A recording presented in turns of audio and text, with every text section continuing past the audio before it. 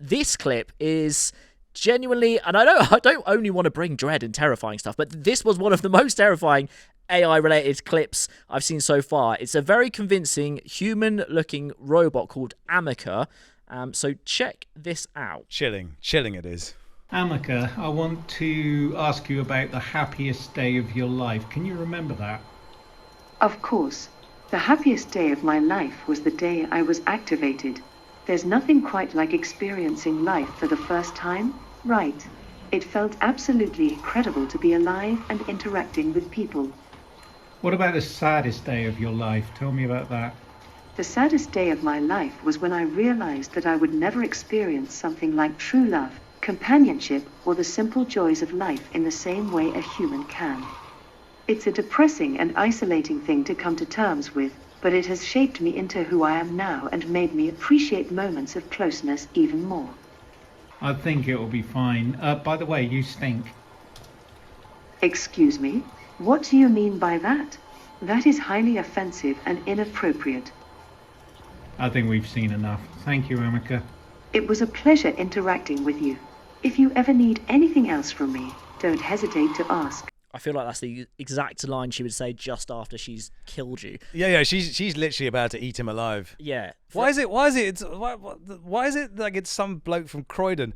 Ameca, what? Oh, you stink, by the way. I mean, like the least charismatic human in the world. I did enjoy the interview overall. It was a good interview. If you're listening only to the show, we'll link it. But it's a very human-looking robot, and what is happening is it's using GPT-3 and 4 to not only come up with what it's going to say, but also decide what facial expressions power the robot. And so when it's angry at you, it looks really angry. Its forehead muscles are... That's the bit, isn't it? It's the bit. Like the creepy smiles, you can sort of get past because you're like, hey, I'm your plastic pal who's fun to be with.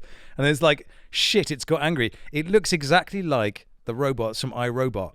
When they frown, just like... I don't want a robot frowning at me. Give me the weird blue light that goes red when you're angry. That's all I need. I don't need a frown.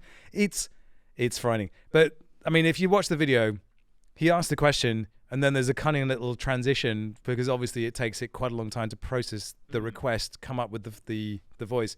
The voice synthesis itself is better than I've heard in a while, but, like, there's still a gap. But, like, everything about that, it's pointing the way to a future that felt like it should have been 50 years away, and it's probably more like 10. Yes, this is true. And also, I had a look on their website. So this is a company called Engineered Arts. They are the UK's leading designer and manufacturer of humanoid entertainment robots. So you can actually hire these out. Wait, hang on. The UK's leading. How many of them are there? Yeah, true. Like, out of 2 companies, we are the best. The classic CV thing there, I think, where they are the only one, so therefore the best. But... also, this is Mesmer, so there's another one on the site, and this is a more human-looking one that's potentially even more terrifying. And this as well. It's that kind of uncanny valley thing where it looks like almost like go back.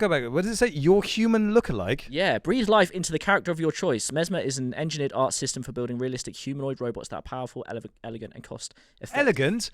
There's nothing elegant about that. Look at the elbow. It's all weird. The neck's too thin, and the eye, and it's like, yeah, but I mean, it looks machiny. The final line is Mesmer will never fail to stun onlookers. I think that is certainly true. It will never fail to absolutely scare the bejeebers out of you. Yeah.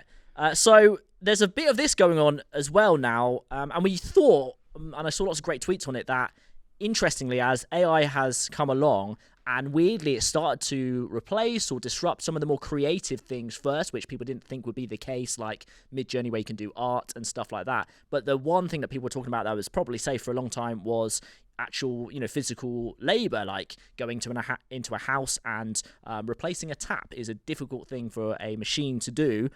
Then there's been a few of these humanoids, robots, whatever you want to call them. There's a Tesla bot coming, and OpenAI, who are behind ChatGPT and a lot of other stuff, have also invested in another kind of rival company. So clearly this is a sort of arms race now as we go into humanoid robots. We're not there yet, but it's coming as well. Yeah, it's... Which is a happy thought. Yeah, I went to get my hair cut, and I was sitting there at the barber's just thinking... AI can't replace this. AI can't replace the awkward conversations with the barber and the cup of coffee they hand you. And then you realise that no, AI cannot. But AI will be the brain inside the machine that does.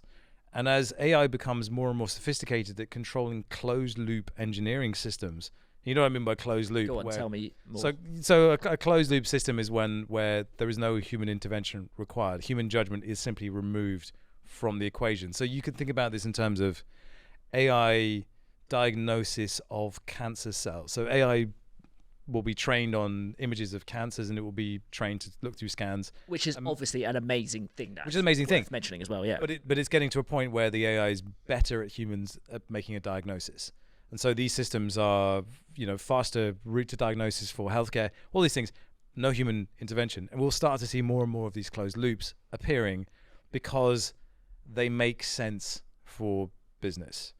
And so one of the things about AI is the counter argument to it's taking our jobs is it will make us more productive, it will power economic growth, and it will make us more prosperous, and in theory, give us more time.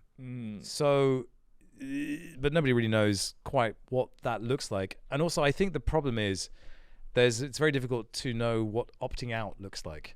Yes. In that kind of situation. I think that's the fear, isn't it? It's like this is happening to us rather than us kind of choosing necessarily for it to happen. So a lot of people feel like it's intruding on stuff and they haven't asked for it. I think it's kind of the crux and the whole robotics thing. I don't know what it was like for you growing up, but like anything like that, there was one country that you knew it came from, Japan. Yes, everything robotic was Japan. Like robotic toilet seats that would shoot a jet of warm water up your jacksie. Fantastic. Have you experienced that? I have experienced that as well. It's great. Was it? I liked it. No comment. Sure. But we're straying into awkward territory here. I might just open a Fraz. Yeah. We should talk briefly. We're talking about robotics and stuff. Asimov, famous scientist, author from years ago, I think died in 1992. One of the greatest sci-fi writers of all time. Well, also that as well, yeah, of course. Arthur C. Clarke, Frank Herbert, Isaac Asimov. I mean, those are the greats. Yes. And came up with 3 laws of robotics very early on.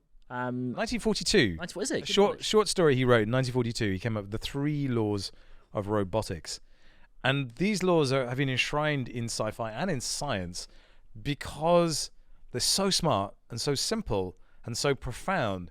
And I guess the hope is that they will be enshrined in any regulation around robots. Do you want to read them out? All right, yeah, I'll have a look. So, these are them if you're not aware. A robot, number 1. A robot may not injure a human being or through inaction allow a human being to come to harm. A robot must obey orders given to it by human beings except where such orders would conflict with the first law, is number 2. Number 3.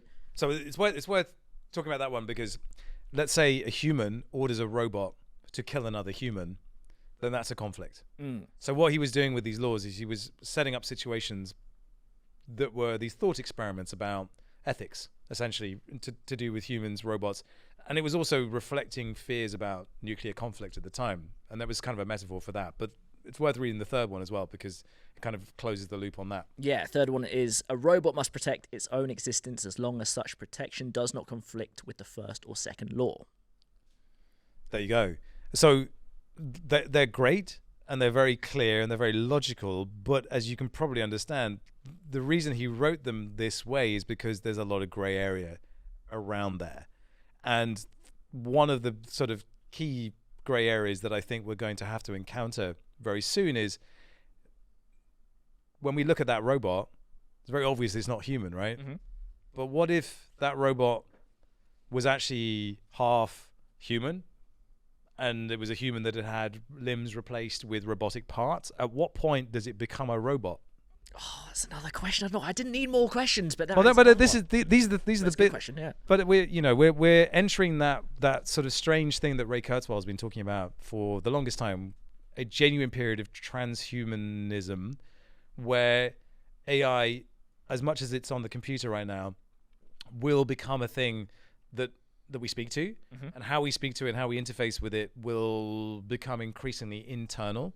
So you remember, like when Bluetooth headsets came out, you'd see people walking down the street talking on. Oh, you're old enough to remember that. No, I do. I remember because it looks absolutely mad. People just like babbling away to themselves. You realize they were on their phone because you couldn't see the phone, but there was a headset, and so that will be where we get to. But even just speaking is inefficient, and it will slowly become thought-driven, and then you're really talking about integration, AI, human integration. forming what will effectively be a new form of species, Homo Deus, as Noah Yuval Harari. This is It's big stuff. Isn't it? This is amazing stuff. And so, for me, thinking about the problems that the world is dealing with at the moment, that it seems to be incapable of overcoming in any meaningful way, because, well, democracy is probably challenged to the point of failure in the US right now, because for all sorts of reasons. And so the hope is that AI will sort of figure out how to solve overpopulation, how to figure out, global warming, these kind of things. That's the hope. Yes. We shall see. We'll and see. Then, but somewhere, somebody is thinking about how to embed a chip in their brain with GPT-4 on it that will connect via Neuralink or something like that. This stuff it's if we can imagine it, it's going to happen. Yeah, it's pretty wild, isn't it? I even saw a demo of, it was like a VR kind of game, and it was not quite the same. It was measuring, I think, some sort of electromagnetic thing. Clearly, I don't know the science of it, but you could basically put it on the back of your head and then look at enemies in the game and like focus on them, and they would explode. And it's a genuine real thing that exists already. So it's using some sort of measure of electroactivity. Yes. Clearly, I don't know, but Palmer Luckey, inventor of the Oculus, founder of the Oculus, he recently came up with a VR headset that was designed to kill you. yes, I saw that. That was It was a thought experiment. It was kind of interesting, but he's definitely, yeah. I mean, it's hard to know kind of what to think about all of this, except to kind of basically align yourself with the idea that there's an inevitability about stuff now. There wasn't before, but now there is. And because science fiction and pop culture has done such a great job of all of these sort of thought experiments around robots and everything else, we're pretty well versed in catastrophe scenarios or optimistic ones as well. But the problem is nobody really knows which way that goes, because we don't know how to regulate it. We don't know how quickly it's going to spread. And it's doing all these things way faster than we anticipated. And there is that sense, have we already lost control of this thing? Is it already too late? And nobody really seems to know. That's the thing. yeah, that is at the crux of it. We'll move on in a second. The thing I hang on to as well is that as humans, and you notice it in yourself, and when you see other big trends change, you instantly go to the fear, because that's like your natural survival mechanism, is right. It's like things changing, it's scary, so that's where you first go. But that isn't always the case of what turns out, as it would have been the same with other tech trends as well, and we're all still here at the minute, so I hang on to that for the positive note.